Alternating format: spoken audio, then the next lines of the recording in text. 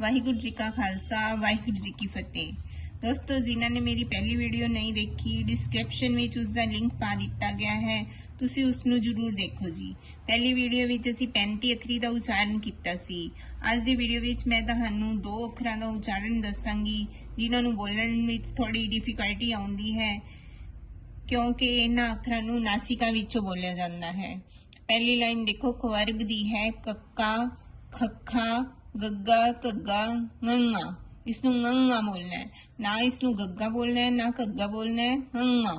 इसके एग्जाम्पल दस दिया मैं तुहानू, कंगा, इसनू कंगा बोलना है, कंगा नहीं बोलना। ज्ञानी, ज्ञानी नहीं बोलना, इसनू ज्ञानी।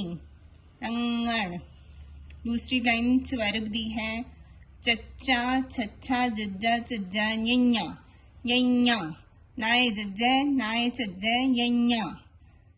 इंजन, सुन्या, अयाणा,